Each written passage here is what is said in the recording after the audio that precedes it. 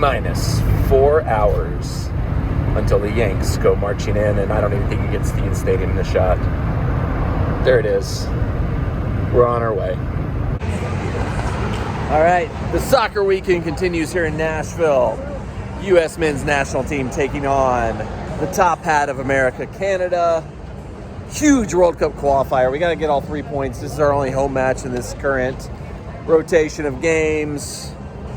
We may have been hanging out for a little bit somewhere outside of the stadium, but now we're going to make our way over to Fan HQ, see what's going on there. Game's coming up in a couple hours. Zimmerman versus Alistair Johnson. The Nashville SC Derby right here in our home stadium. It's going to be a blast. All right, we have arrived at Fan HQ. Pretty sweet event. Lots of people hanging out here. We got some food trucks, paninis here, giving out some exclusive items. You got your little soccer dartboard shot over there. Some stand-ups for the players. A little bit of a soccer beer pong type game going on here. Love to see this type of stuff coming back. All right, here's a look at some of the merchandise we got available outside at Fan HQ.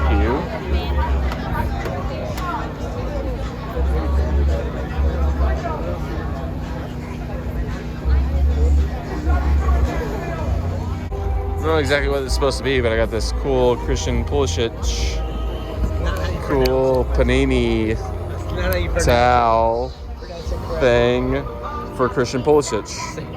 Say correctly. Hope he plays tonight. Cool pregame photo opportunity with U.S. men's national team legend DeMarcus Beasley. Please God, nobody show Paul Kaharski how long these lines are 1 hour before kickoff. He will have a fit. All right, we are in Nissan Stadium despite what certain members of the local media would like you to have to believe. If you know what you're doing, you can get in here pretty easily. Concession lines are really low right now, so it's a good time to grab some food if you want it. But I'm ready for some soccer. I'm talking about Paul Kaharski. If you didn't know, I'm talking about Paul Kaharski. All right, so it was sold out outside, but I was able to acquire the match day scarf, Nashville, USA versus Canada. Still rocking the I Believe slogan. Nice thing to commemorate today's match. He's normally one of our beautiful boys, but tonight he is the enemy. Suck it, Alistair.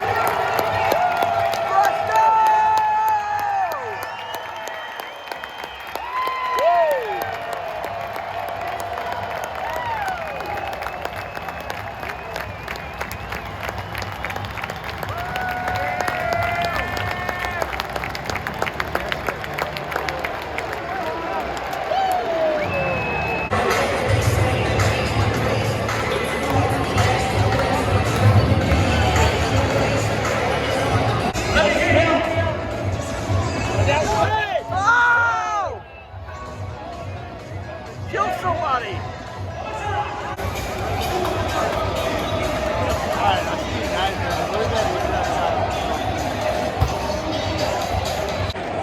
This announcer guy, I don't know what they thought with the MC was a good idea. He's ruining everything. The chants are having naturally, and he keeps jumping in and screwing them up. Get rid of the guy. We don't need an MC to teach us how to chant. Especially one that doesn't know how to do the chant the right tone. What's he doing? Get him out of here!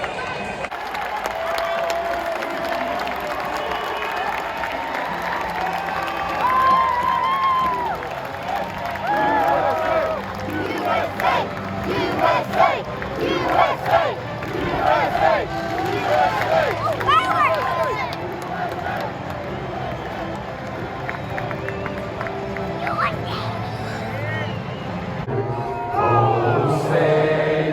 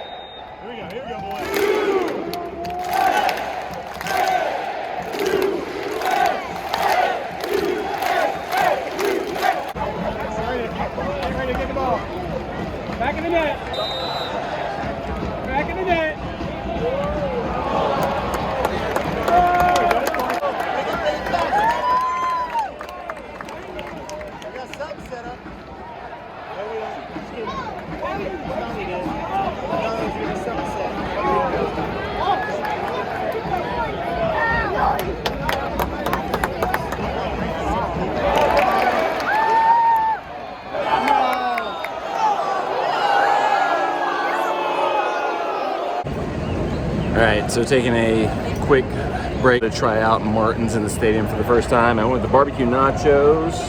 Just the initial look at them right now. The portion size looks not great, especially like there's not a whole lot of the actual barbecue pork on what I got, but the ingredients and quality look like they might be pretty good, so we'll just give it a shot.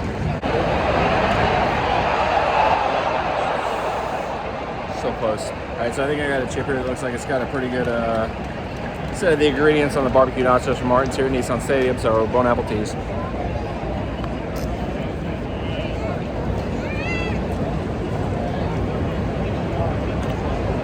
Oh my God. That is so good. They're so very good. We'll have to see how well I can distribute the ingredients throughout the rest of the chips, but that one bite there where I was able to get most of what I wanted on one chip was incredible. Food offerings here at Nissan Stadium have gone through the roof so far in the last week. It's incredible. I'll let you know how I think about this when I finish the rest of this. So far, so good. Halftime, 0-0. Not the best first half, but not the worst. Expect to see a lot more attacking impetus in the second half.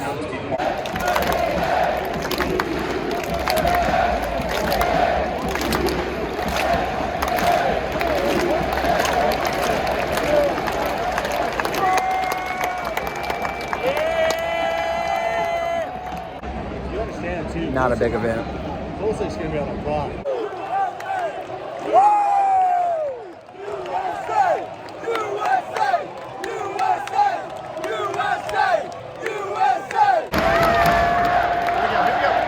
Yes!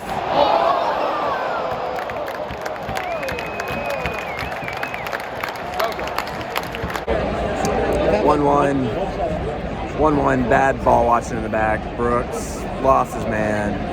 He got turned badly by Alphonso Davies, but I mean, it's Alphonso Davies, so what are you going to do? I don't know what the deal is, but replays for Nashville SC, US Soccer, whatever it is, if there's soccer in this stadium, we don't get good replays on the Jumbotron. Why have these big screens if we don't get any replays?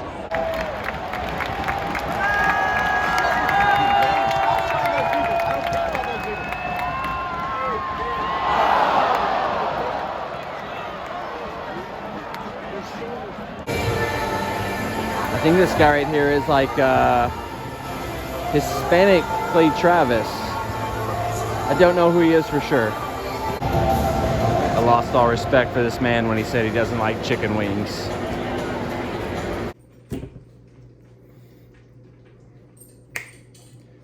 Okay, obviously, I'm back home post-match. I recorded a way too long rant right after the match. Probably would have been entertaining to everyone in certain respects, but ultimately I just thought it was just not a coherent, smart thing to post to the vlog, so I deleted it. Took the drive home to assess my thoughts, collect everything. USA, Canada, 1-1 tie.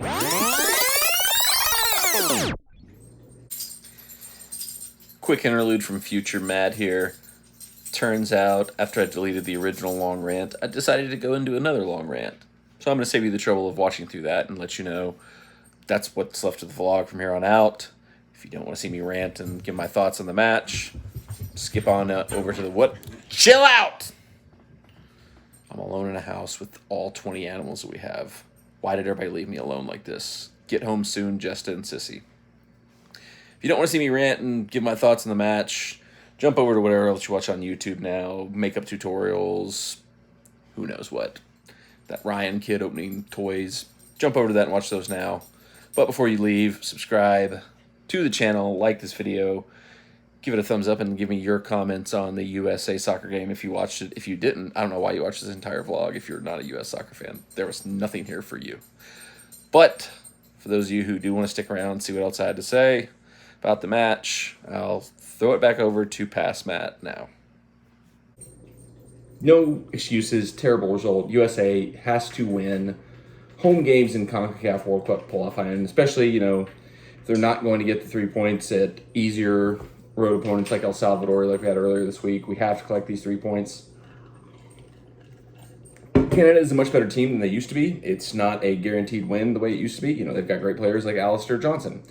One of the best players on the field tonight, no doubt about it. Alphonso Davies, a Barcelona player, plays for them. They're not the Canada of old, but it's still a match where we have to get 3 points. Ultimately,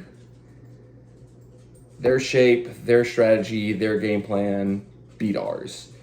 It is very interesting sitting from the end zone, especially the second half, where we could see our attack going at their defense, how well they kept their shape, and how USA, we had no answer for it. We could not break them down. It was just our forwards just kind of like shifting and receive a pass, drop back, shifting, receive a pass. Defense would pass it around the back line a couple times, and then we'd ultimately try to hit a crossfield pass that was a hopeful ball at best, because Wayne Rooney and Paul Pogba aren't in this team. They can't hit the Hollywood ball, drop it right on somebody else's foot. So we're just seeing their space on the other side of the field, whacking it there and hoping for the best. Didn't work out that well. This is the type of game where you would need Christian Pulisic to break down their defense on his own, to do a moment of magic on his own. An Aronson, a Gio Reyna who was out with an injury. You need a McKinney attacking, giving you that extra attacker coming out of the midfield. He's out because he violated some team rules. Don't want to get on his case, but he already had this similar situation with Juventus at the start of their season last year. He's got to get his stuff together if he's going to be a top-level player for both U.S. and club. Team's got to be able to rely on him to actually be there and not get himself suspended every time there's a big game. Whatever, let's wash that off the table. We ultimately did not play good enough to win this game. Canada kept the shape. They played very well. There's going to be a lot of talk about, there's always a lot of talk with the U.S. about, should we play more European players? Should we play more MLS players? And this particular international window is always, to me, the worst international window of the season. European season has been going for basically 2.5 weeks, 3 if you want to call it 3. MLS has been going for 6 months. So you've got, just for example, you got Alistair Johnson on Canada, one of the best players in the match today, who's played almost every minute of every game for the U.S. and for Canada throughout the summer in the Gold Cup and the Nations League. You got Christian Pulisic, unquestionably one of the best players, I don't know if I want to say in the world yet, but I mean, by far one of the best players we've ever had in the U.S., who's maybe played 30, 40 minutes of soccer since July, because he came back for Chelsea. They're not playing him very much still. He got COVID, so he's been out for the last 2 weeks. So our best player has played 40 minutes in the last 4 months. One of Canada's best players has played every minute of every game for his club team. So 9 out of 10 times I would say it's better to have European players over MLS players, but the MLS players right now are in form.